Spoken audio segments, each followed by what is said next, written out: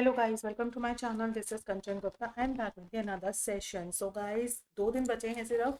आज है 13 तारीख और कल है 14 एंड देन 15 को है आपका final exam of the OPSC जो है पीजीटी का. So all the very best from my side. मेरी तरफ से पूरी तैयारी करके जाइएगा और मैं भी कोशिश करूँगी इन 2 दिनों में आपको पूरी थ्योरी दे दूँ और कुछ क्वेश्चन के सेशंस दे दूँ ताकि आप लोग जो है घर बैठ के अच्छे से प्रैक्टिस कर सकें. चलिए स्टार्ट करते हैं. फिलहाल जो है अभी हमारा जो सेशन है, just a minute for setting up all the things. अब जल्दी से जो है, जो लोग मेरे चैनल पे नए हैं वो सब्सक्राइब कर देना.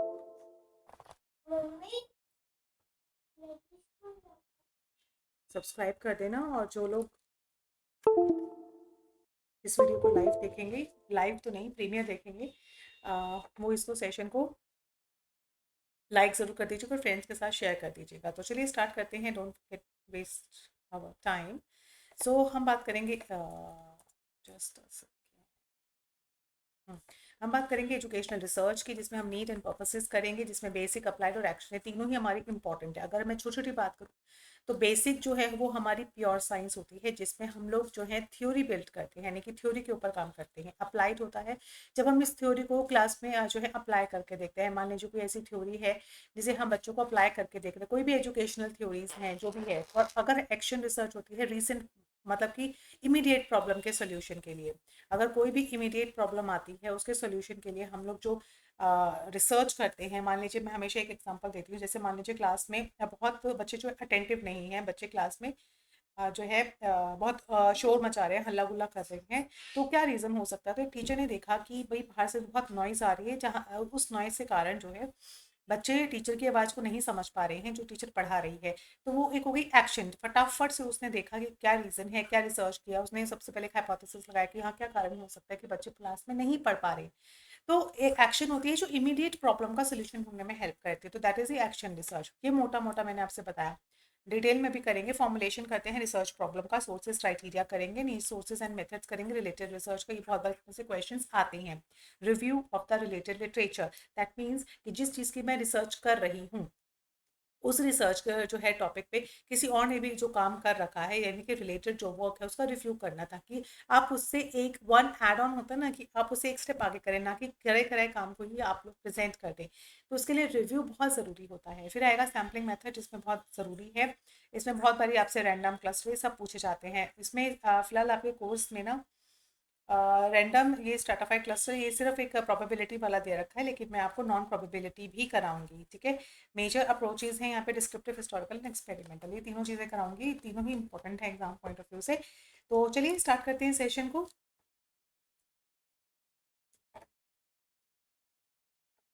Yes, just a second, just give me a 1 minute.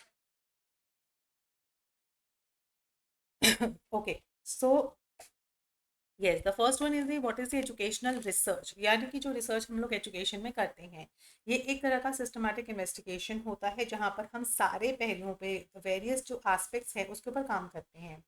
ठीक है जी. जैसे यहाँ पे कहते हैं ना कि it is a systematic investigation and the study of the various aspects of the education with the aim. इस एम के साथ कि हम जो एजुकेशन की प्रैक्टिसेस इंप्रूव हो, एजुकेशन में होने वाले सारे प्रोसेसेस की अंडरस्टैंडिंग बढ़े, एडवांस जो है थ्योरी कलेक्शन हो. इसमें हम लोग क्या करते हैं, इसमें कलेक्टिंग करते हैं, एनालिसिस करते हैं, इंटरप्रेट करते हैं किस चीज़ का, डेटा का. ठीक है. और इससे हमें क्या मिलते हैं, जो हमारे प्रैक्टिसेस हैं, जो एजुकेशनल प्रैक्टिसेस हैं, जो पॉलिसीज हैं, जो आउटकम्स हैं, वो निकल के आते हैं. अगर हम मेन पॉइंट देखें तो it is a systematic inquiry. बहुत बार इसके ऊपर क्वेश्चन आता है कि हमारी जो एजुकेशनल रिसर्च है that is basically a systematic inquiry. ये हमारी सिस्टमैटिक इंक्वायरी है, जहाँ पर हम स्ट्रक्चर्ड और मेथडोलॉजिकल अप्रोच को अपनाते हैं.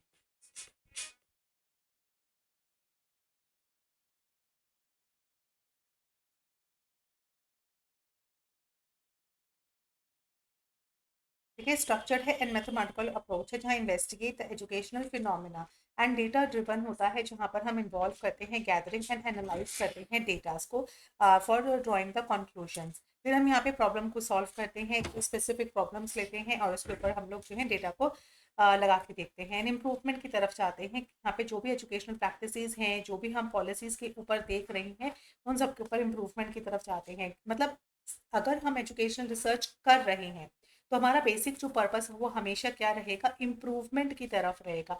We have to do some improvement, data driven रहेगा कि डेटा के जो है हमने कलेक्शन किया है उसके बेसिस पे हम लोग काम करें। ठीक है।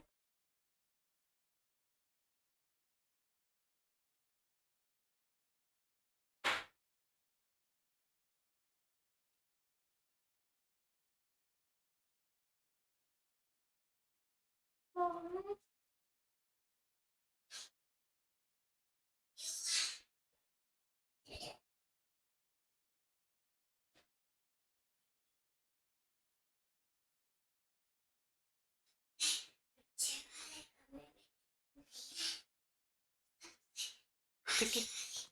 ठीक है, उसके बाद आते हैं नेचर के ऊपर। What is the nature, nature क्या है हमारी रिसर्च का? सबसे पहले इम्पेरिकल होता है, यानी कि एक्सपीरियंस के बेसिस पे होता है। इसमें हम डेटा का जो कलेक्शन करते हैं, ऑब्जर्वेशन, एक्सपेरिमेंट्स लगाते हैं, सर्वे करके देखते हैं और ऑब्जेक्टिव एनालिसिस करते हैं, जहाँ पर हम जो डेटा एनालाइज कर रहे हैं और उसके बाद में हम कंक्लूजन ड्रॉन करते हैं। तो सबसे पहला हमारा आता है इम्पेरिकल, की हमारा जो डेटा रहेगा एजुकेशन का वो इम्पेरिकल होता है। दूसरी बात आती है सिस्टमैटिक तरीके से हम चलते हैं। ठीक है जी, सिस्टम के मतलब सिस्टमैटिक तरीके से, जिसमें हम लोग फॉलो अप करते हैं कुछ वेल डिफाइंड प्रोसेसेस को, जिसमें सबसे पहले हमने प्रॉब्लम आइडेंटिफाई किया, फिर लिटरेचर का रिव्यू किया, फिर डेटा का कलेक्शन होगा, फिर उसकी रिपोर्टिंग होगी।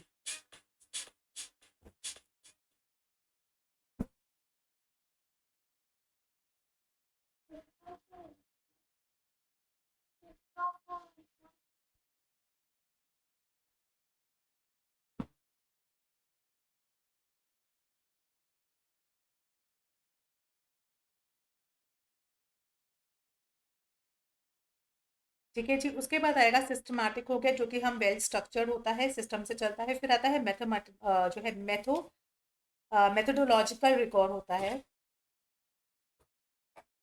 मेथोडोलॉजिकल, जिसमें हम लोग क्या करते हैं, इस्टेब्लिश्ड जो है रिसर्च मेथोडोलॉजीज और प्रोटोकॉल्स को फॉलो करते हैं। ठीक है। फिर आता है कॉन्टेक्चुअल बेसिस होता है। कॉन्टेक्चुअल बेसिस का मतलब होता है कि इनका एक कॉन्टेक्स्ट में किया जाता है, मतलब किस में कर रहे हैं, कोई पर्टिकुलर एरिया तो होगा जिस पर हम लोग रिसर्च कर रहे हैं, क्या वो स्कूल है कि एक पर्टिकुलर कॉन्टेक्स्ट में करते हैं। स्कूल है, कॉलेजेस है, यूनिवर्सिटीज़ हैं, प्रोग्राम, एजुकेशनल प्रोग्राम्स हैं, कोई पॉलिसीज़ हैं जिनके ऊपर हम रिसर्च कर रहे हैं, तो there must be some context जिसके ऊपर हम रिसर्च करेंगे। डायनामिक प्रोसेस होता है, ये ऑनगोइंग चलता रहता है और इसमें इनोवेशन की संभावना होती है। संभावना क्या होती है, इनोवेशन के लिए करते हैं हम लोग। जब भी हम रिसर्च कर रहे हैं, we want something new technique को इनकॉर्पोरेट करते हैं, टेक्नोलॉजीज को यूज करते हैं, और थियोरेटिकल एंड अप्लाइड दोनों होते हैं। अगर हम कहें थियोरेटिकल भी होना चाहिए, जहाँ पे हम थ्योरीज को और मॉडल्स को डेवलप करते हैं, प्लस यहाँ पे अप्लाइड भी होता है, जहाँ पर हम जो है प्रैक्टिकली सॉल्यूशन देते हैं और recommendation for improving the practices के, जहाँ पर हम आफ्टर द रिसर्च जो है इम्प्रूवमेंट, जहाँ हमने पीछे बात की थी ना इम्प्रूवमेंट की, वहीं यहाँ हम बात कर रहे हैं कि एजुकेशनल जो प्रैक्टिसेस और पॉलिसीज होती हैं उसमें इम्प्रूवमेंट की बात करते हैं। स्कोप क्या रहता है इसका, एजुकेशनल रिसर्च का स्कोप रहता है करिकुलम को डेवलप करना। करिकुलम को डेवलप करना जिसमें हम कंटेंट का जो भी हम कंटेंट बना रहे हैं, जिस जिस भी एजुकेशनल रिसर्च के ऊपर काम कर रहे हैं, वहाँ पे कंटेंट का एनालिसिस होता है, जहाँ पे इफेक्टिवनेस एंड रेलिवेंस को चेक करते हैं। हाँ जी, एजुकेशनल असेसमेंट एंड इवैल्यूएशन होता है।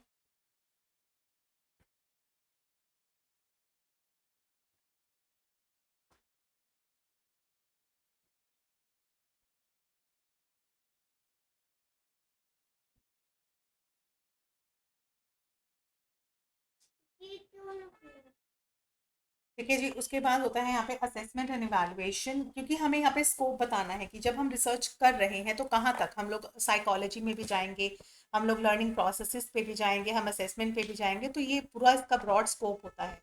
तो यहाँ पर हम कहते हैं करिकुलम डेवलपमेंट की तरफ, फिर हम जाएंगे असेसमेंट की तरफ, फिर जाएगा लर्निंग प्रोसेस।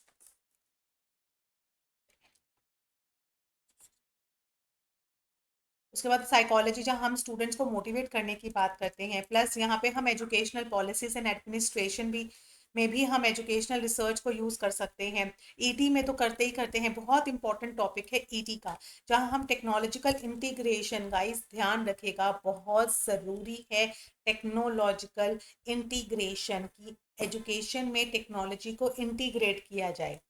राइट, ताकि हम जो है प्रोग्रेस की तरफ जाएं। फिर आएगा culture, social and cultural aspects of the education, जहाँ हम इक्विटी और इंक्लूजन की बात करते हैं। We want some equity and inclusion diversity, इन तीनों चीज़ों की बात होती है। तो ये भी एक इम्पॉर्टेंट कॉन्सेप्ट है जिसमें हम इक्विटी और इंक्लूजन की बात करते हैं। फिर कल्चरल का इन्फ्लुएंसेस होना चाहिए, दैट इन्वेस्टिगेट्स कि हाउ कल्चरल फैक्टर्स जो हैं हमारे एजुकेशन की प्रैक्टिसेस को इफेक्ट करते हैं। तो इट शुड बी स्टडी, मतलब ये इसके ऊपर जो है स्टडी भी होनी चाहिए। फिर आता है स्पेशल एजुकेशन, जहाँ पर हम लोग रिसर्च की स्ट्रैटेजीज बनाते हैं फॉर इंक्लूजन और इंक्लूसिव एजुकेशन एंड सपोर्ट करते हैं स्टूडेंट्स का विद स्पेशल नीड्स के साथ में।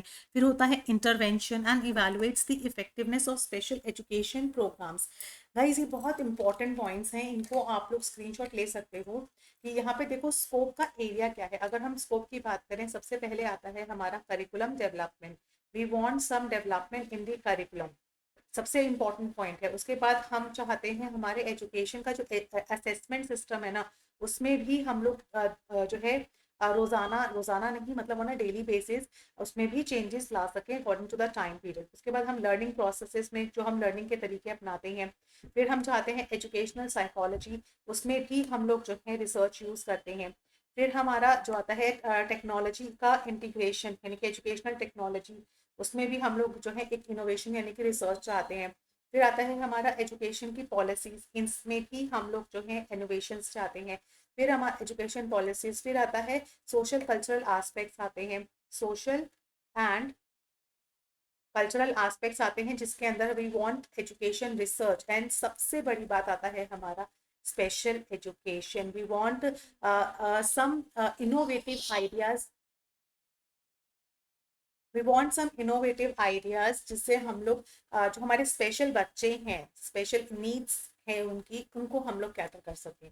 I hope this is understood. ठीक है, नीड क्या है एजुकेशन रिसर्च की, यही वही चीजें घूम के आती है। हम एजुकेशन प्रैक्टिसेस में एक इम्प्रूवमेंट लाना चाहते हैं। सो गाइस, जैसे कि मैंने यहाँ लिखा है, ये ओपीएससी पीजीटी का है, जिसमें टारगेट जो है वो 15 सितंबर का है। And this is the paper 1 का ये यूनिट चल रहा है 6। ठीक है जी, बाकी यूनिट्स अपलोडेड हैं। तो मैं पीछे से चल रही हूँ, तो काफ़ी सारे जो पेपर 2 कंप्लीट है, तो पेपर 2 के लिए सारी जो यूनिट्स हैं उसका क्विक सेशन जो है वो आप ज़रूर चेक कर लेना। राइट, तो हम लोग क्या चाहते हैं, एजुकेशनल रिसर्च क्यों करते हैं, because there is a need of demand, मतलब आजकल की ज़रूरत है।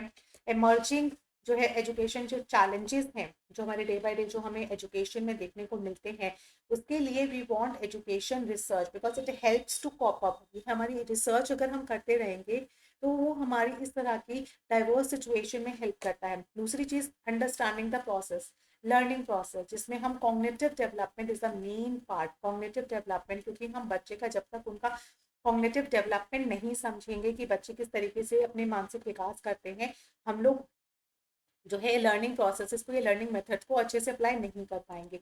हाउ टू मोटिवेट देम, इन सब के लिए हम लोग करते हैं। नीड में आता है पॉलिसीज के लिए बहुत ज़्यादा इंपॉर्टेंट होता है कि जो हमारी देखो, हमारे ना सबसे बड़ा जो ड्रॉबैक हमें देखने को मिलता है, हमें जो ड्रॉबैक देखने को मिलता है वो ये कि हम बड़ी बड़ी वादे तो कर देते हैं, पॉलिसीज बना देते हैं, प्रोग्राम्स बना देते हैं, बट उसे फुलफिल नहीं करते हैं। ठीक है, तो यही इसीलिए हम जो पॉलिसीज बनाते हैं तो उसके ऊपर एजुकेशन रिसर्च किया जाता है कि ऐसे कौन से पॉइंट्स हैं या ऐसा कौन सा जो है एरिया है जहाँ पर हम लोग पॉलिसीज को फुलफिल नहीं कर पा रहे हैं। फिर आते हैं यहाँ पे इनइक्विटीज, यानी कि एड्रेसिंग द एजुकेशनल इनइक्विटीज, जहाँ पर इक्विटी जो है, यानी कि research identifies the disparities in education access and outcomes. उसके बाद आता है सपोर्ट प्रोग्राम्स, फिर आता है एडवांसिंग द नॉलेज, जैसे इन सर्विस प्रोग्राम्स में करते हैं।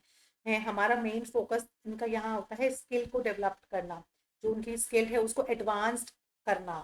ठीक है ना, एडवांस्ड करना उनकी नॉलेज को, उनकी स्किल को एडवांस्ड करना। सिमिलरली एजुकेशन रिसर्च में भी हम लोग चाहते हैं कि जो टीचर है उसका थ्योरेटिकल कंट्रीब्यूशन और प्रैक्टिकल एप्लीकेशन दोनों इम्प्रूव हो। उसके लिए हम लोग मेथड्स एजुकेशन रिसर्च करते हैं ताकि वी फाउंड सम इंटरेस्टिंग और सम एप्लीकेबल जो है मेथड्स को हम लोग जो है इनोवेट कर पाएँ और एजुकेशन सिस्टम को मोर एडवांस कर पाएँ।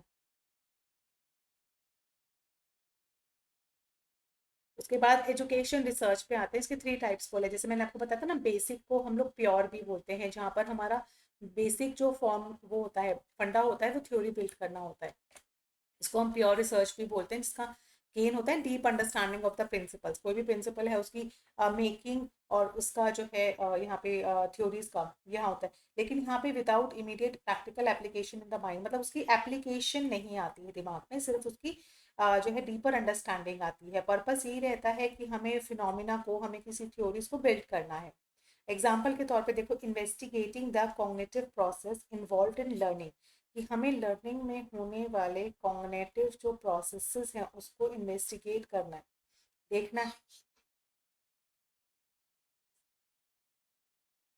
और उस पे जो है studying the effects of different teaching methods on the, देखो ये जो आप टॉपिक दे रहे हो ना, ये प्योरली हमारा थियोरेटिकल बेस्ड है, ठीक है, यहाँ पे कहीं भी आपकी एप्लीकेशन की बात नहीं की जाएगी, ये प्रॉपरली आपका एक थ्योरेटिकल, क्योंकि we want some deep understanding of the concept.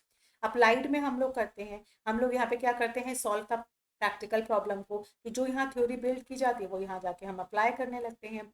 अब to develop the practical solutions and interventions that can be implemented to improve the practices and outcome, कि हम चाहते हैं बच्चों को जो है उनके जो आउटकम्स हैं वो बेहतर हो जाएं, आउटकम्स जो हैं वो बहुत अच्छे आ जाए। एग्जाम्पल के तौर पे designing and testing a new instructional strategy जहां improve the students performance in a particular subject, तो यहाँ पर आपको एक डिजाइन करना है और उसको टेस्ट करना है, समझ रहे हो, तो ये हो गया ना टेस्टिंग। एक्शन रिसर्च तो आपकी इंटरेक्टिव, यानी कि एक ऑनगोइंग प्रोसेस है जो टीचर डेली भी कर सकती है, जो डेली उसके सामने चैलेंजेस या प्रॉब्लम्स आते हैं ड्यूरिंग द लर्निंग प्रोसेस में, वो है यहाँ पर वो इस चीज़ को करते, तो इटरेटिव अप्रोच है, मतलब ये ऑनगोइंग प्रोसेस है जो चलता रहता है। जैसे एक टीचर कंडक्टिंग एक्शन रिसर्च कर रही है ताकि वो एक्सप्लोर करना चाहती है कि जो क्लासरूम मैनेजमेंट स्ट्रैटेजीज को, कि क्लासरूम को मैनेज कैसे किया जाए, तो इसके ऊपर वो एक्सप्लोर कर रही है, कुछ इंप्रूवमेंट लाने की कोशिश करिए, और ये चीज़ें तो डेली होती हैं, रोज कुछ ना कुछ ऐसे आपको नए जो है चैलेंजेस देखने को मिलते हैं ड्यूरिंग द क्लासरूम, जिसको जो है जिसमें आपको एक एक्शन रिसर्च करने की जरूरत पड़ जाती है। ठीक है, तो तीनों का कॉन्सेप्ट आई होप आपको क्लियर हो गया होगा। Now, research problem. This is also a very vast and important topic एक है एग्जाम पॉइंट ऑफ व्यू से। जो लोग भी इसको लाइव देख रहे हैं प्लीज सेशन को लाइक कर देना, और जो लोग नए हैं मेरे चैनल पे वो सब्सक्राइब कर देना।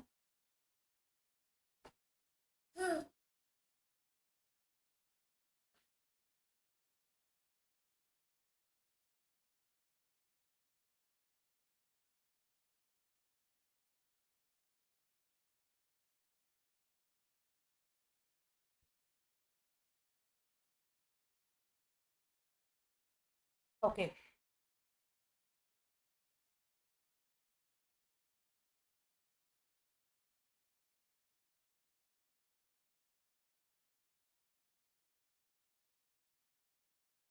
ओके, सो रिसर्च प्रॉब्लम है क्या जी, सबसे बड़ी बात है जिस चीज़ के ऊपर हम रिसर्च कर रहे हैं वो प्रॉब्लम क्या है। सबसे पहले है अंडरस्टैंडिंग, उस प्रॉब्लम को समझना, और वो प्रॉब्लम कैसी होनी चाहिए, बिल्कुल क्लियर कट होनी चाहिए, बिल्कुल स्पेसिफिक प्रॉब्लम हो, आपको उस प्रॉब्लम की नीड हो, तो there must be a need to solve it out, needs to investigate it, भैया जरूरत है उसको इन्वेस्टिगेट, ऐसे ही नहीं आपने कोई भी प्रॉब्लम उठा ली और उसको रिसर्च प्रॉब्लम समझ के सॉल्व करने लगे, तो there must be a need to be investigated. ठीक है जी, तो अब आप यहाँ पे क्या कर सकते हैं, और सोर्सेज क्या होते हैं कि आइडेंटिफाइंग द रिसर्च प्रॉब्लम, क्या सोर्स हो सकते हैं, सबसे पहला लिटरेचर रिव्यू, जहाँ पर आप जो एग्जिस्टिंग रिसर्च है उसको रिव्यू करना, रिव्यू द प्रीवियस स्टडीज हैं या रिसर्च पेपर्स हैं कि जो गैप्स हैं, मतलब जो चीज़ें छूट गई हैं, जो अनसॉल्व क्वेश्चंस हैं वो यहाँ पर सॉल्व किए जाते हैं। थियोरिटिकल फ्रेमवर्क होता है, यानी कि एक्सप्लोर द थ्योरीज को एक्सप्लोर करना, मॉडल्स टू फाइंड एरियाज, वो एरियाज फाइंड करना जहाँ पे एक्सप्लोरेशन की जरूरत है। प्रैक्टिकल एक्सपीरियंस देना, जहाँ पे हम लोग रियल वर्ल्ड की सेटिंग्स में जाके प्रॉब्लम को सॉल्व करने की कोशिश करते हैं, तो ये एक तरह का सोर्स है यहाँ पे। प्रोफेशनल प्रैक्टिस करना फिर आता है एजुकेशन पॉलिसीज एंड रिपोर्ट्स, जहाँ पे हम लोग पॉलिसी के डॉक्यूमेंट्स को तैयार करते हैं, पूरी पॉलिसीज हैं, चाहे वो गवर्नमेंट रिपोर्ट तैयार करना, इंस्टीट्यूशनल रिपोर्ट जहाँ पे रिव्यू रिपोर्ट आती है from the education institution that highlight the issues को हाईलाइट करता है। फीडबैक्स देना, जहाँ पे हम लोग जो स्टेक होल्डर्स हैं उनको फीडबैक्स करते हैं, surveys and questioners banana, current जो ट्रेंड है और जो इश्यूज है उसके बारे में बात करना, मतलब जब भी हम रिसर्च की प्रॉब्लम यानी कि जो प्रॉब्लम निकाल सकते हैं वो हम करंट ट्रेंड्स और इश्यूज के से निकाल सकते हैं, जिसमें ट्रेंड एंड डेवलपमेंट्स जो हो रही हैं, सोशल के टेक्नोलॉजिकल जो चेंजेस आ रहे हैं, जो पर्सनल इंटरेस्ट के भी बेसिस पे आप लोग जो है रिसर्च प्रॉब्लम बना सकते हैं। तो ये ऐसे एरियाज हैं जहाँ पर हम लोग रिसर्च प्रॉब्लम्स को आइडेंटिफाई कर सकते हैं। क्लियर? आ जाओ नेक्स्ट पे। क्राइटेरिया क्राइटेरियाज क्या होते हैं, किन क्राइटेरिया के बेसिस पे हम लोग रिसर्च प्रॉब्लम को बनाते हैं। सबसे पहला होना चाहिए, मस्ट बी क्लियर, क्लैरिटी होनी चाहिए। ठीक है, उसके बाद रेलिवेंस, जरूरत होनी चाहिए भाई जो इशू के ऊपर आप रिसर्च प्रॉब्लम है वो एक्चुअल में रेलिवेंट होना चाहिए। फिजिबिलिटी हो, फिजिबल हो, यानी कि data can be collected. Feasible का क्या मतलब होगा कि ऐसी प्रॉब्लम मत चूज करिए जिसका डेटा ही अवेलेबल नहीं है। डेटा अवेलेबल हो, फिजिबल हो, यानी कि इजीली उसके लिए डेटा हम लोग कलेक्ट कर पाए। नॉवल हो, थोड़ा सा नया हो, कुछ एड ऑन भी तो करोगे ना रिसर्च में, पुरानी रिसर्च को उठा के रिसर्च करने का कोई तुक नहीं बनता है, तो there must be novelty. Scope हो, वाइड एरिया हो। ठीक है, एथिकल कंसिडरेशन अपनी एथिक्स में करिए, कोई कॉपी पेस्ट करके काम पकड़ाने से कोई फायदा नहीं है, रिसर्च का कोई मतलब नहीं बनता है, there must be some ethical consideration. ठीक है जी। अब आते हैं रिव्यू पे। सबसे पहले हमने किया था रिसर्च प्रॉब्लम क्या है, ठीक है ना, रिसर्च प्रॉब्लम कैसी होनी चाहिए, उसके सोर्सेज क्या होते हैं, कहाँ से आती है रिसर्च प्रॉब्लम। अब आते हैं रिव्यू करना रिलेटेड लिटरेचर का। इसके अंदर आते हैं जो करंट स्टेट है ना नॉलेज की, वो हमें पता चल जाती है। उनको पढ़ने से हम गैप्स जो आ गए हैं, ठीक है ना, जनरेशन मतलब उसमें नॉलेज में जो गैप्स आ गए हैं, जो चीज़ें अनसॉल्व हैं, जो अभी तक जिनके बारे में नहीं बात हो पाई है, वो चीज़ें हम लोग ढूंढते हैं through the review of related literature. ठीक है, अब इसके अंदर अगर हम देखें कि क्या ज़रूरत पड़ती है भैया, ये क्या करने की ज़रूरत है, एक एक्स्ट्रा काम ही लगता है, एक रिसर्चर को ये एक्स्ट्रा काम ही लगता है, लेकिन ये ज़रूरी है ताकि हमें एक फाउंडेशन मिल सके, हमें एक नींव मिल सके हमारे काम की। भाई अगर आप कोई रिसर्च का काम शुरू कर रहे हो, भैया कहाँ से स्टार्ट करना है, तो सबसे पहले एक फाउंडेशन ही तो तैयार करोगे ना कि भैया ये रिसर्च हो चुकी है। अपना एक जनरल आइडिया लगाओगे कि ये रिसर्च ये काम हो चुका है, अब आपको इसके आगे रिसर्च करनी है, इसके आगे काम शुरू करना है, तो उसके लिए आपको एक फाउंडेशन चाहिए होता है। एक आपको गैप निकालना है कि भाई जो रिसर्चेस हो चुकी हैं, क्या गैप्स आ गए हैं, क्या इनकंसिस्टेंसी है जो उस रिसर्च में देखी जा रही है, क्या ज़रूरत है उस रिसर्च को करने की, जो अनसॉल्व्ड इश्यूज हैं जो सॉल्व अभी तक नहीं हुए हैं, वो आप वो टॉपिक अपने रिसर्च में कर सकते हैं। उसके बाद आता है अवॉइडिंग द डुप्लीकेशन। कोशिश कीजिए कि डुप्लीकेट ना बनाए, भाई जो पहले बन चुका है उसको वापस से बनाने का, मैंने जैसे कहा आपको, कोई तुक नहीं है। तो इसीलिए कोशिश करिए there must be some novelty in your research. ठीक है, उसके लिए ज़रूरी है कि आपको जो है ये रिलेटेड लिटरेचर्स जो हैं आपके टॉपिक का, उसका आप रिव्यू करें ताकि डुप्लीकेशन से बचे। उसके बाद इन्फॉर्मिंग द रिसर्च डिज़ाइन, जो रिसर्च डिज़ाइन के मेथड्स हैं वो कैसा करना चाहते हैं वो सोच के रखिए। सपोर्टिंग द जस्टिफिकेशन, मतलब अपनी थ्योरी का जो भी आप रिसर्च प्रॉब्लम सॉल्व कर रहे हैं उसको रैशनल क्यों कर रहे हैं, क्या कारण है, क्या क्रिटिकल, आप अपने खुद से पूछिए ये कि आप क्यों कर रहे हो, कैसे कर रहे हो, कहाँ से करोगे। तो ये क्वेश्चंस आपको एक जस्टिफिकेशन देते हैं कि जहाँ आप जा रहे हैं यस वो ठीक है।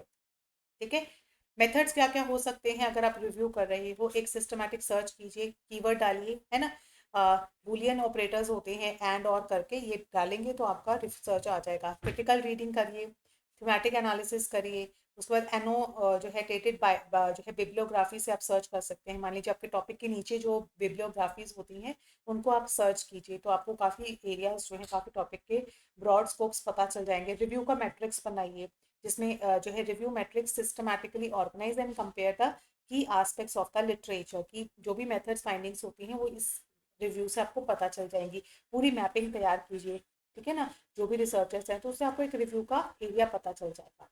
ठीक है जी। आ जाओ, now we are moving to the sampling. Sampling is also very good topic है, क्वेश्चंस आ जाते हैं मोस्टली इसमें से ना, प्रोबेबिलिटी में से ज़्यादातर क्वेश्चंस आते हैं। तो हम लोग क्विक, जैसे कि हम लोग क्विक रिवीजन कर ही रहे हैं, तो sampling is a process of selecting, यानी कि subset from the target population. एक बहुत बड़ी टारगेट पॉपुलेशन होती है, अब अरबों की मिलियंस ऑफ पॉपुलेशन है, उसमें से तो नहीं कर सकते, तो उसमें से छोटा सा सैंपल लेके हम लोग उसके ऊपर रिसर्च करते हैं। पर्पस क्या होता है, हमें एफिशिएंसी लानी है, कॉस्ट इफेक्टिव होता है, फिजिबिलिटी यानी कि टेस्ट कर पाते हैं। अब इतनी पॉपुलेशन पे अगर आप लगा भी लोगे तो कहाँ पहुंचोगे, नहीं पहुंच पाओगे। तो देयर मस्ट बी फिजिबल, यानी कि फिजिबल मतलब आप जो डेटा उसमें से कर रहे हो करने लायक तो वो डेटा डेटा की क्वालिटी हो, जनरलाइजेबल करने लायक हो।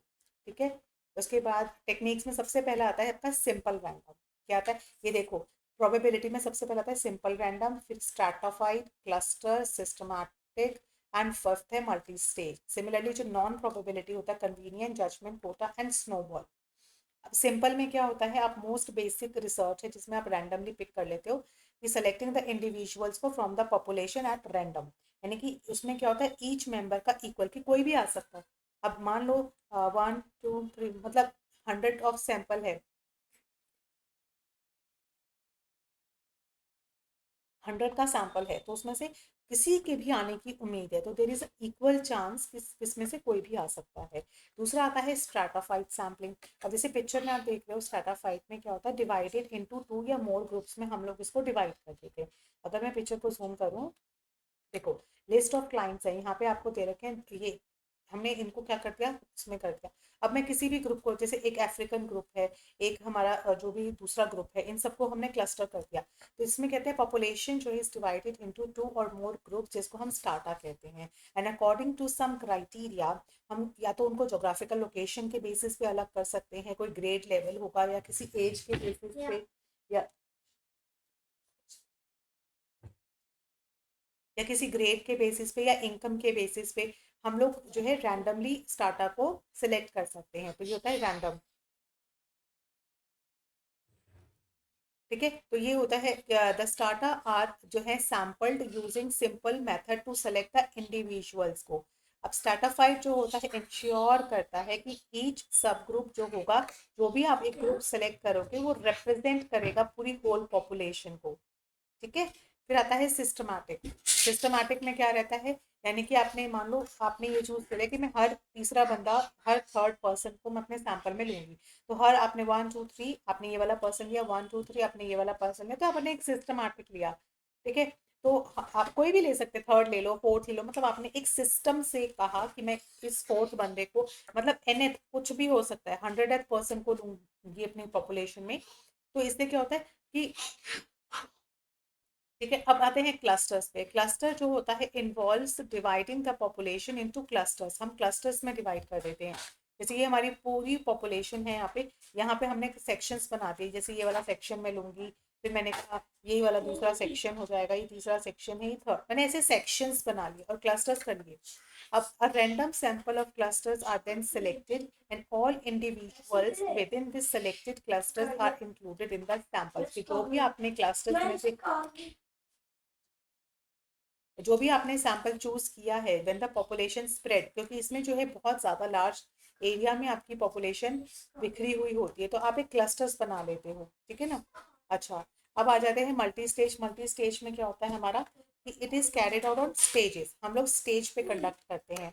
ये है प्राइमरी क्लस्टर्स, जैसे आपने क्लस्टर्स बनाए तो उसमें आपने जो है सेकेंडरी क्लस्टर्स हो गए। क्लियर।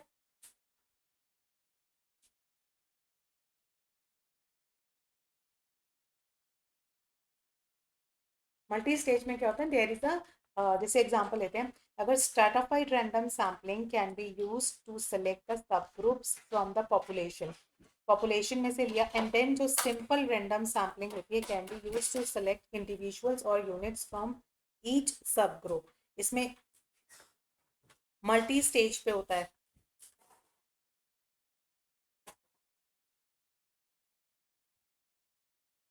इसमें इन्वॉल्व कंबाइनिंग टू और मोर सैम्पलिंग टेक्निक्स। इसमें मल्टी स्टेज पे होता है, हम लोग दो या दो से ज़्यादा इसमें जो है टेक्निक्स भी यूज़ कर सकते हैं।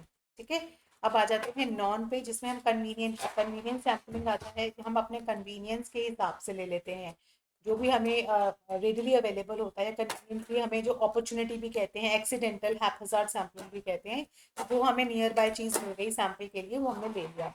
पर्पोसिव क्या होता है, पर्पोसिव इन्वॉल्व्स सेलेक्टिंग द इंडिविजुअल्स और units based on specific characteristics, कि हमने पर्पसली जो है या किसी क्राइटेरिया के बेसिस पे या किसी स्पेसिफिक कैरेक्टरिस्टिक के बेसिस पे हमने उसको ले लिया।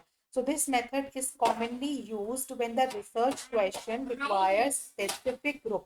ये तब हम यूज करते हैं जब हमें कोई स्पेसिफिक, जैसे मान लो हेयरिंग जो लॉस्ट पीपल हैं हमारे सैंपल में आ जाते हैं। ये पर्पसली एक सैंपल तैयार किया गया है तो हमारे सैंपल के अकॉर्डिंगली हम लोग जिनको हेयरिंग लॉस की प्रॉब्लम है वो हम अपने सैंपल में लेके आएंगे, तो ये होगी पर्पसफुल। स्नोबॉल का मतलब होता है, जैसे आपने देखा होगा कि जब पहाड़ पे से एक जो है बॉल, स्नो बॉल है, जो वो ऐसे लुढ़क लुढ़क के आती है, तो उसमें ये जो छोटी सी बॉल है वो बड़ी बॉल बन जाती है। ये एक तुक्का मारा जाता है कि ऐसा होता है। सिमिलरली जब हम कहते हैं स्मोक चेन, है ना, स्मोक चेन, आपने एग्जांपल ले रही हूँ मैं कि आप एक पर्सन है, ठीक है, जो स्मोक करता है, ठीक है। अब स्मोक करता है तो हमने इनसे सैंपल लिया कि भाई आप बता दीजिए जो आपके फ्रेंड सर्कल में स्मोक करते हैं। फिर उसने एक को बताया, फिर दूसरे को, दो दो हमें सैंपल में मिले।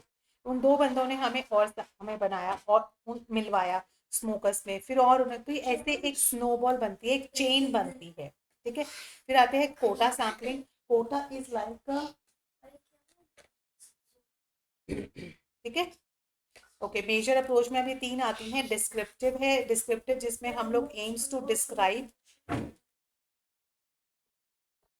जहाँ हमारा फोकस होता है aims to describe the document, जो भी हमारा फिनोमिना है, जो भी हमारी सिचुएशन है, उसको हम लोग यहाँ पे डिस्क्राइब करते हैं। मेन इसमें आता है कि करंट स्टेटस को यूज करना, आइडेंटिफाई कीजिए नया पैटर्न हो, ट्रेंड्स हो, रिलेशनशिप हो, ठीक है जी। इसमें मेथड्स कौन से यूज करते हैं? जो है सर्वे और क्वेश्चनर मेथड यूज होते हैं। ऑब्जर्वेशन यूज किया जाता है, जिसमें हम लोग सिस्टमैटिक रिकॉर्डिंग करते हैं बिहेवियर की, इवेंट्स की या कंडीशंस की, जो कि नेचुरली अकर होते हैं। एंड केस स्टडीज करते हैं, जहाँ इन डेप्थ एग्जामिनेशन होता है, और कंटेंट का एनालिसिस करते हैं, चाहे वो बुक हो, आर्टिकल्स हो या मीडिया हो, जिससे एक पैटर्न पता चल जाता है, एक थीम पता चल जाता है कि क्या उस टाइम पे चल रहा है। एडवांटेज में यही आता है कि यस, ये एक ना कॉम्प्रिहेंसिव होता है, ये एक कॉम्प्रिहेंसिव होता है जिसमें हम लोग डिटेल्ड स्टडी करते हैं। उसके बाद generating the hypothesis for the further research के लिए, यहाँ पर हम लोग जनरेट करते हैं हाइपोथेसिस को, and can be relatively straightforward to implement and analyse, यहाँ पे स्ट्रेट फॉरवर्ड इम्प्लीमेंट किया जाता है। एंड डिसएडवांटेज में आता है कि does not establish the causality and cause and effect relationship, तो यहाँ पे नॉट में आता है कि कॉज, और यहाँ पर इफेक्ट नहीं होता, कॉज एंड इफेक्ट का रिलेशनशिप यहाँ नहीं होता, यहाँ पर सिर्फ एक डिटेल स्टडी की जाती है रिसर्च की, ठीक है जी।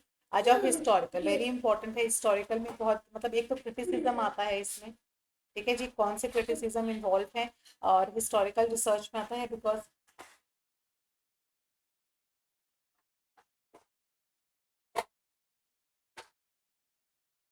historical research involved study of past events, documents and phenomena जिसका impact and significance को हम लोग स्टडी करते हैं।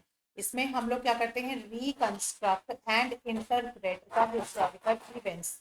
जो हिस्टोरिकल इवेंट्स है, कोई भी पुरानी कोई घटना हुई है, कोई एक्सीडेंट हुआ है, उसको हम रिकंस्ट्रक्ट करके समझने की कोशिश करते हैं। यस, और इसके प्राइमरी और सेकेंडरी सोर्सेज, प्राइमरी होते हैं, मान लीजिए जो हमारा उसका अमेरिका में जो वर्ल्ड ट्रेड सेंटर पे अटैक हुआ था, उसको बहुत साल हो गए हैं, लेकिन अभी भी हम लोग अगर उस पर रिसर्च करते हैं तो प्राइमरी होते हैं। प्राइमरी सोर्स कौन से हो गए? जो उस टाइम पे विटनेस रहे हैं, ठीक है, जिन्होंने लाइव उस चीज को फेस किया, अटैक को। सेकेंडरी होते हैं उनकी आगे आने वाली जनरेशन, जिन्होंने सिर्फ कहानियां सुनी हैं, है ना। तो प्राइमरी होते हैं जो लाइवली उसको देखा।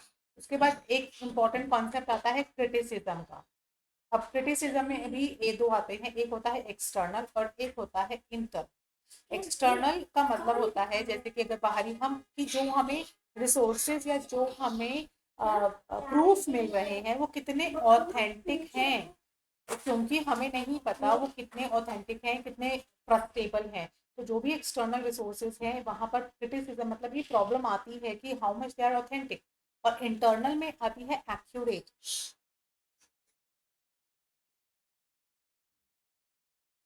और फिर जो इंटरनल क्रिटिसिज्म में प्रॉब्लम आती है एक्यूरेसी की। तो ये आपको पता होना चाहिए कि एक्सटर्नल क्रिटिसिज्म में प्रॉब्लम आती है ऑथेंटिसिटी की, क्योंकि जो हम सोर्सेज ले रहे हैं वो कितने ऑथेंटिक हैं। प्लस यहाँ पर फिर आती है इंटरनल, जहाँ पर हम लोग देखते हैं how much they are accurate result दे रहा, ठीक है, कितना एक्यूरेट रिजल्ट दे रहा है।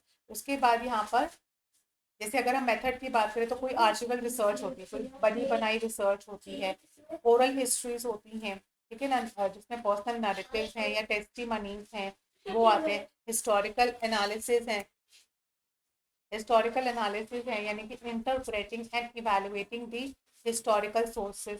फिर आती है कंपैरेटिव हिस्ट्री, जिसमें हम लोग कंपैरेटिव करके देखते हैं। तो ये भी बहुत इंपॉर्टेंट है हिस्टोरिकल पॉइंट ऑफ व्यू से, जब भी हमें किसी भी पास्ट इवेंट को रिसर्च करना हो। ठीक है, एडवांटेज में आता है यहाँ पे कि अगर हम किसी पास्ट इवेंट को ध्यान से, यानी कि उसकी इंसाइट, उसकी जड़ तक पहुंचना चाहते हैं, उसके रूट कॉज को, तो यहाँ पे वो रिसर्च की जाती है। और उसके बाद अगर डिसएडवांटेज की बात की जाए कि अगर जो हम लोग डाटा चाहते हैं वो एक्यूरेट और ऑथेंटिक है या नहीं, उसकी उसकी गणना या उसका प्रूफ कोई नहीं दे पाता। तो इसलिए हमारा जो है यहाँ पे सब्जेक्टिविटी देखने को मिलती है कि यहाँ पर, क्योंकि मैंने जैसे आपको कहा कि यहाँ पे एक्यूरेसी और ऑथेंटिसिटी की बहुत प्रॉब्लम आती है, क्योंकि सालों बाद वो प्रूफ एक तो हट भी जाते हैं। ठीक है, तो ये हो गया हिस्टोरिकल। एट द एंड हमारा आता है एक्सपेरिमेंटल रिसर्च। ठीक है।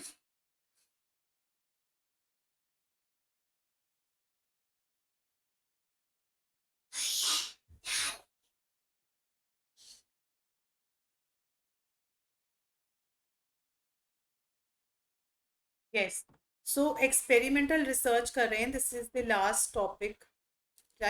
देखो, एक्सपेरिमेंटल रिसर्च क्या होता है? It allows us to test the hypothesis. हम लोग एक्सपेरिमेंटल में क्या करते हैं? हाइपोथेसिस को टेस्ट करते हैं, कॉज एंड इफेक्ट के रिलेशनशिप को निकालते हैं।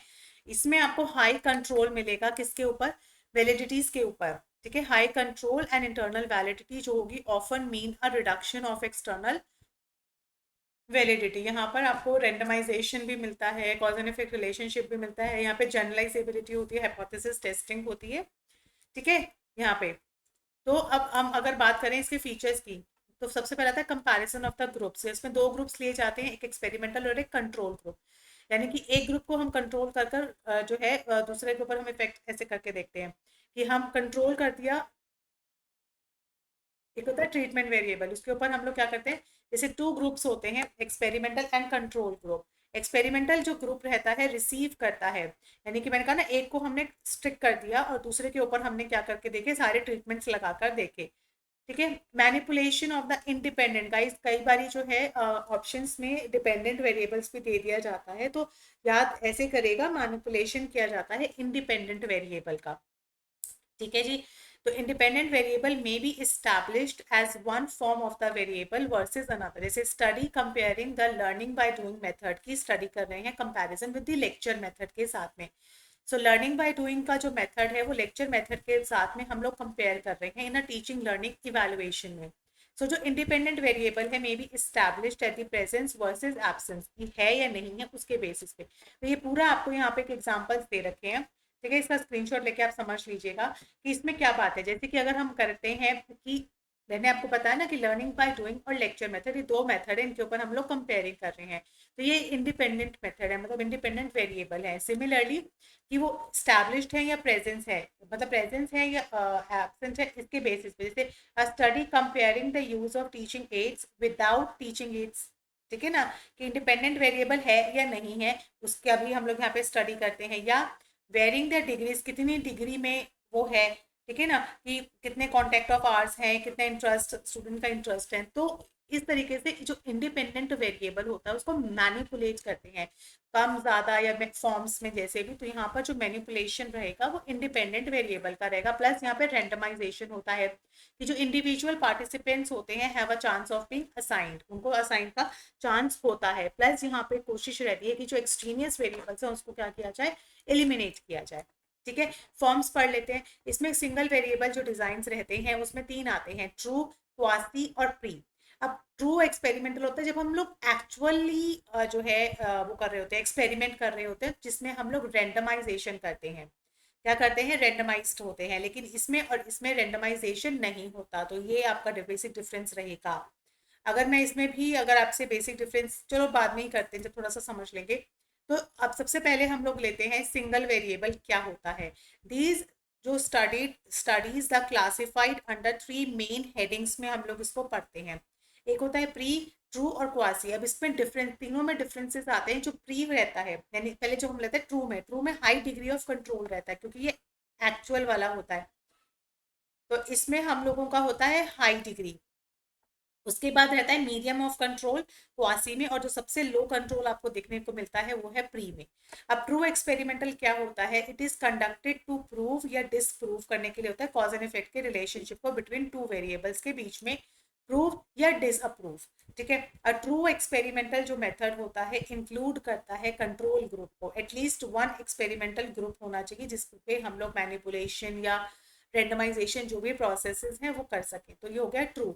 फिर आता है क्वासी, क्योंकि इसमें मीडियम ऑफ कंट्रोल होता है, मीडियम कंट्रोल होता है। इसका बेसिक पर्पस होता है जो इंटरवेंशंस हो रही हैं उसको इवैल्यूएट करना, कि जो भी बाहर से हमारे ट्रायल के दौरान जो है जो भी इंटरवेंशंस होंगी उसका यहाँ पे देखा जाता है। और pre experimental happens before the true experiment, और इसमें हम डिटरमाइन करते हैं कि interventions will affect the experiment. यहाँ पे हम आइडेंटिफाई करते हैं और यहाँ पर हम उनके जो अफेक्ट हैं उसका पता लगाएंगे। अब प्री एक्सपेरिमेंटल पहले पढ़ते हैं। प्री जो सबसे पहला जिसपे आपको सबसे लो कंट्रोल मिलता है। ठीक है। अब प्री एक्सपेरिमेंटल जो होता है रिप्रेजेंट द सिंपलेस्ट फॉर्म रहती है। ठीक है। इसमें no randomization procedure are use to control the extraneous variables. तो इसमें नो रेंडमाइजेशन होता है। तीन में आता है। एक होता है वन शॉट में, एक हमने वन शॉट में ही कर लिया। दूसरा आता है एक ग्रुप लिया, वन ग्रुप लिया, उसका प्री टेस्ट किया, उसका पोस्ट टेस्ट कर दिया। और एक ग्रुप यहाँ पे आता है स्टैटिक ग्रुप, यहाँ पे हमने उसको ग्रुप को स्टैटिक करके उसका कंपैरिजन किया। तो ये हो गया प्री एक्सपेरिमेंटल। अब प्री एक्सपेरिमेंटल में सबसे पहले आता है वन शॉट, जिसमें सबसे पहले आता है सिर्फ हम यहाँ पे प्री टेस्ट करते हैं, एक ही ग्रुप ले लेते हैं, सिंगल ग्रुप। और उसमें हम लोग क्या करते हैं, डिग्री ऑफ चेंजेस देखते हैं कि जो हमारे आफ्टर ट्रीटमेंट के बाद में जो डिपेंडेंट वेरिएबल के अंदर चेंजेस आते हैं। गाइस इसमें क्या होता है, एक इंडिपेंडेंट होता है, एक डिपेंडेंट होता है। डिपेंडेंट इसके ऊपर होता है, जो भी मैनिपुलेशंस जो भी चेंजेस हम लोग करते हैं वो इंडिपेंडेंट में करते हैं, और उसका जो इफेक्ट है हम डिपेंडेंट के ऊपर देखते हैं। सिमिलरली वो यही कह रहा है कि डिग्री ऑफ चेंज, कितना चेंज हुआ है उसका हम लोग ये आफ्टर ट्रीटमेंट यहाँ पे जज करते हैं। ठीक है, वन शॉट में। उसके वजह से वन शॉट में क्या हुआ, एक्सपेरिमेंटल ग्रुप है बुली स्टूडेंट्स, उसके ऊपर हमने ट्रीटमेंट उनकी काउंसलिंग किया और उसके बाद हमने उनको ऑब्जर्व किया। तो ये वन शॉट में ही हो गया, जो थे हमारे बुली स्टूडेंट्स हमने उनको किया और उनको फिर आगे हो गया। वन ग्रुप, एक ग्रुप उठाया, उसका प्री टेस्ट किया, उसका पोस्ट टेस्ट किया। ठीक है। इसमें हम लोग दो टेस्ट एडमिनिस्टर करते हैं, लेकिन क्या होते हैं, ग्रुप सेम होते हैं, सेम ग्रुप के ऊपर किए हैं। अब जैसे यहाँ देखो, एक्सपेरिमेंट किया, ट्रीटमेंट दिया, उसको पोस्ट टेस्ट। एक होता है कंट्रोल ग्रुप, एक होता है एक्सपेरिमेंटल ग्रुप। ठीक है। जो एक्सपेरिमेंटल ग्रुप, कंट्रोल ग्रुप के ऊपर कोई ट्रीटमेंट नहीं होता है, उसको एज इट इज हम लोग पोस्ट टेस्ट कर लेते हैं। ओके, ये स्टैटिक है, सॉरी, एक को स्टैटिक करके, सॉरी, यहाँ पे हो गया सेलेक्टेड। जो हमारा एक्सपेरिमेंटल ग्रुप होता है उसका प्री टेस्ट किया, प्री टेस्ट करने के बाद उसमें जो होने वाले ट्रीटमेंट्स हैं, जो भी उसमें चेंजेस हैं, उसके बाद उसमें हमने फिर से एक पोस्ट टेस्ट ले लिया। तो ये तो सिंपल है, दो टेस्ट होते हैं, before and after. Static group में एक को स्टैटिक करते हैं, एक को हमने यहाँ पे स्टैटिक कर दिया, एक को ट्रीटमेंट दे दिया, उसके बाद दोनों के पोस्ट टेस्ट निकाल दिए। बहुत सिंपल है। इसीलिए यहाँ पे कह रहे हैं कि जो प्री एक्सपेरिमेंट होता है, ये जो प्री एक्सपेरिमेंट वाला है वो सबसे सिंपलेस्ट होता है। और यहाँ पे कोई भी नो रैंडमाइजेशन, किसी भी तरह का रैंडम नहीं होता, इसमें हम लोग इंटेंशनली जो है इसमें करते हैं। ठीक है। अब आते हैं, सेकेंड आता है हमारे प्री एक्सपेरिमेंटल के बाद आता है मोस्ट इंपॉर्टेंट, क्वासी। क्या आता है, क्वासी। अच्छा चलो ट्रू कर लेते हैं पहले। ट्रू एक्सपेरिमेंटल में हमारा रेंडमाइजेशन होता है, यहाँ पे कंट्रोल भी होता है ग्रुप्स के अंदर जो भी है। तो this is the highest level of control आपको यहाँ मिलेगा, किसमें, among three single variable experimental design में। क्यों? क्योंकि जो सब्जेक्ट्स हैं विद इन अ ग्रुप में रैंडमली असाइंड होते हैं। ठीक है। इसके तीन मेथड हैं, जैसे aim to determine the causal relationship, variables के बीच में कॉजुअल रिलेशनशिप निकालते हैं। Considered as the most accurate type of experimental design है, कि बहुत ही एक्यूरेट रिजल्ट आपको देगा। It relies on the statistical analysis to approve और डिसअप्रूव द हाइपोथेसिस, की यहाँ पे जो भी हाइपोथेसिस फॉर्म की जाती है वहाँ पे हम लोग स्टैटिस्टिक्स लगाते हैं, मतलब एक तरह का ट्रू है, एक्चुअल है, रियलिस्टिक होगा। यहाँ पर आपकी सारी चीजें, जैसे आपने पोस्ट टेस्ट ओनली, यानी कि सिर्फ आपने क्या करना है, बाद में ही आप इसको करोगे। ठीक है। देखो, पोस्ट टेस्ट ओनली में आता है कि जो सब्जेक्ट्स आर रैंडमली सिलेक्टेड, क्योंकि इसमें रैंडमाइजेशन मैंने बताया, and assigned to a two groups है। ठीक है। इसमें आपने सब्जेक्ट्स को सेलेक्ट किया and assigned to two groups.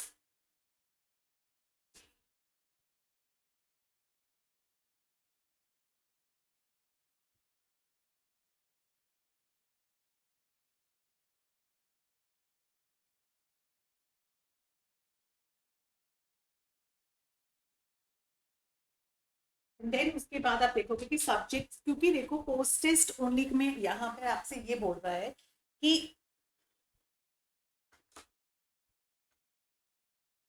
क्योंकि ये ट्रू एक्सपेरिमेंट है, इसमें रेंडमाइजेशन होता है, तो हमने सब्जेक्ट को, जो भी हमारा जिस पे हम एक्सपेरिमेंट कर रहे हैं, वो सब्जेक्ट को हमने रैंडमली सेलेक्ट करना है और उसके असाइंड टू ग्रुप्स, इसमें दो ग्रुप्स लिए। अब ड्यू टू द रेंडमाइजेशन जो दो ग्रुप्स थे वो स्टैटिस्टिकली इक्वल लिए। ठीक है, जैसे ये रहे मेरे दो ग्रुप्स, एक ग्रुप है आर, दूसरा भी हमारा स्टैटिस्टिकली सिमिलर है, तो एक के ऊपर हमने एक्सपेरिमेंट किया, दूसरे को जो है पोस्ट टेस्ट किया। तो जैसे third grades are randomly assign to two groups, तो वन जो ग्रुप है रिसीव्स द स्पेशल स्टडी, उसको दिया, जो ये एक्स आपको बता रहा है वो होगी हमारी स्पेशल स्टडी। ठीक है, एंड टेस्टेड ऑन द, फिर उसकी जो है बाद में हमने उसके डिफरेंसेस को देखा कि आफ्टर ट्रीटमेंट के बाद उसमें क्या क्या चेंजेस आए, जिनको एक को हमने स्पेशल ट्रीटमेंट दिया था और एक को नहीं दिया था।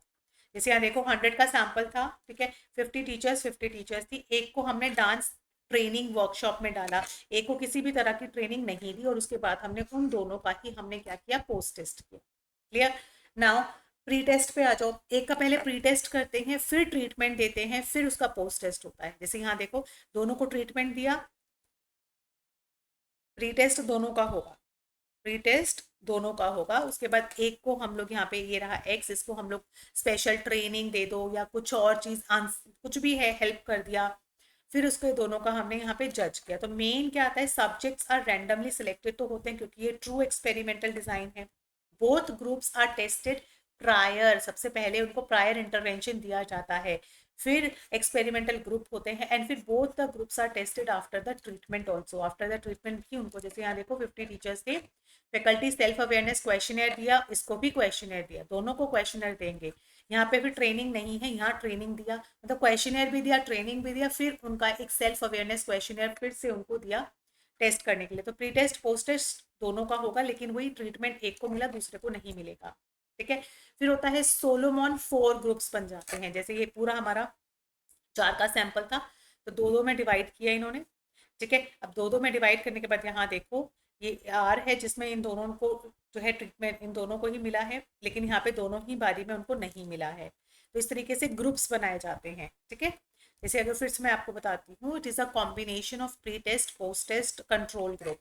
जैसे जी पोस्ट टेस्ट ग्रुप का है। ठीक है, अब हो गया, जैसे यहाँ देखो हमारा 100 का सैंपल था। ठीक है, 25 25 25 25। ठीक है, सोलोमन में 4 ग्रुप्स होते हैं, क्या होते हैं, 4 ग्रुप्स। अब उन ग्रुप्स में हमने क्या किया, मैंने हाफ हाफ कर दिया, क्या किया, हाफ कर दिया।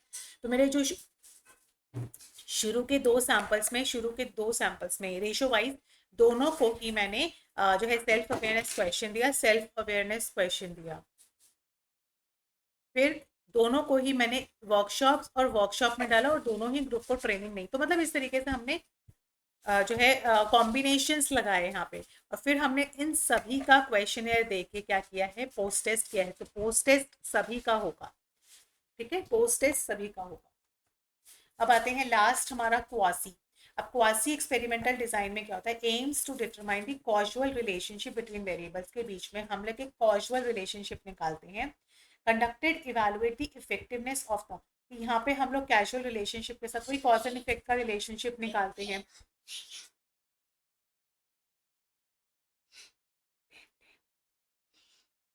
10 10। It's simply defined as not a true experiment, क्योंकि ये नहीं है, तो it does not have a randomly assigned group, नहीं होंगे इसके अंदर। जो कंपैरिजन होगा वो प्री डिटरमाइंड होगा to be comparable to the treatment in critic. तो यहाँ पे बेसिकली कॉजुअल रिलेशनशिप और कंपैरेबल यानी कि कंपैरिजन किया जाता है। तो उसके लिए कंपैरिजन जब होता है, अब आप यहाँ पे इसका कीवर्ड लेके चल सकते हो कंपैरिजन, तो इसमें 2 नॉन इक्विवेलेंट ग्रुप्स लेते हैं, टाइम सीरीज लेते हैं, काउंटर बैलेंस लेते हैं। ठीक है, तो सबसे पहले जो आता है नॉन इक्विवेलेंट ग्रुप, क्या होता है, नॉन यानी कि जो दो ग्रुप्स हैं O1 एंड O2 वो किसी भी तरीके से इक्विवेलेंट नहीं है। राइट, उसके बाद हमने एक को ट्रीटमेंट दिया। एग्जाम्पल अगर हम हैं यहाँ पे, तो this design should be used only when random जो असाइनमेंट्स होता है इम्पॉसिबल, मतलब वही यहाँ पे भी हम लोग जो है रेंडमाइजेशन नहीं होता, मैंने आपको बताया था, it happens only in true experiment. ठीक है, क्योंकि participants involve in the study have not been randomly assign to a group. Obviously जब आप पार्टिसिपेंट्स होते हो तो आप उसको कैसे करोगे, तो नॉन इक्विवेलेंट मतलब एक ये बदले बच्चे लिए और एक उससे छोटे बच्चे लिए, उनके ऊपर किया जाता है, तो किसी भी तरीके से ये इक्विवेलेंट नहीं है। फिर आती है time series. Establish the base line, जैसे टाइम सीरीज में डिफरेंट डिफरेंट टाइम में आपने ले लिया। Since there is no control group, कोई कंट्रोल ग्रुप नहीं होता है, and one can not determine the effects of जैसे history on the test scores. Instrumentation में ऑल्सो भी a problem, and the reactive effects of repeated testing जो है यहाँ पे इटर्नल इनवैलिड होती है। मतलब यहाँ पर आपका क्या होता है, आपने ओवर द टाइम टेस्ट किया, जैसे O1 through O4 in this case, O1 to O, ये डिफरेंट डिफरेंट टाइम सीरीज हैं, ठीक है। उसके बाद ये डिफरेंट डिफरेंट टाइम सीरीज में उनके रिजल्ट्स हैं, तो यहाँ पे टाइम सीरीज होती हैं, इतना इंपॉर्टेंट नहीं है लेकिन आपको नाम पता होना चाहिए। फिर होता है counterbalanced. Subjects are not randomly selected but intact groups होते हैं। सो ग्रुप जो 1 है रिसीव्स द ट्रीटमेंट 1, एक ट्रीटमेंट भी लेता है और टेस्ट 1 भी लेता है। Then later on they receive treatment 2, फिर उसको ट्रीटमेंट 2 भी मिलता है, ठीक है। एंड जो ग्रुप 2 है receives treatment 2 and first and then treatment 1, तो उसको काउंटर बैलेंस मतलब कि दोनों को मिलेगा। टू थर्ड ग्रेड रिसीव्स, जैसे जो है टू थर्ड ग्रेड क्लासेस है, मतलब थर्ड क्लास है, सेक्शन चाहे ए ले लो सेक्शन बी ले लो, थर्ड का ही है, दो स्पेशल स्टडीज 1 लैंग्वेज में। सो 1 इन क्लासरूम,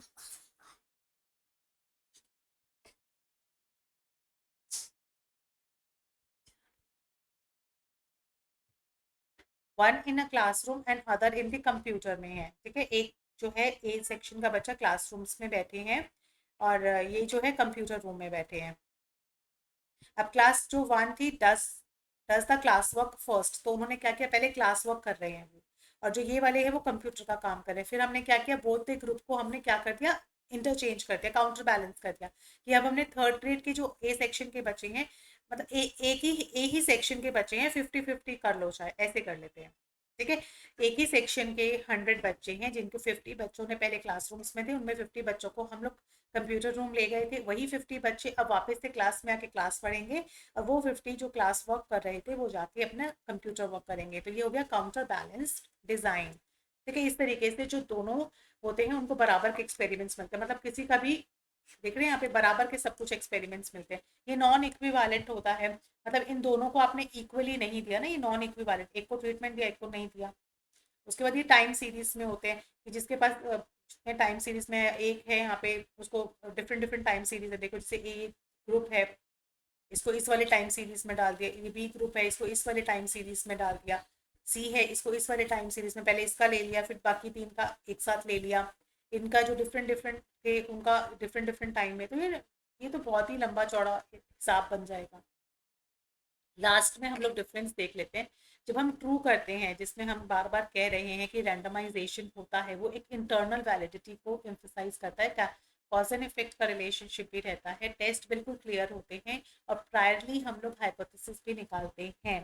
कंट्रोल रहता है इसमें, मैनिपुलेशन रहता है, इंडिपेंडेंट वेरिएबल्स में कंट्रोल्स भी रहता है, मतलब जो भी एक ट्रू एक्सपेरिमेंट के हमने फीचर्स पढ़े थे वो इस पे ही अप्लाई होते हैं। बट क्वासी में क्योंकि हमने सीखा था मीडियम, वो रहता है कंट्रोल मीडियम रहता है बहुत ही, और ये एक्सटर्नल वैलिडिटी को शो करता है, ठीक है जी।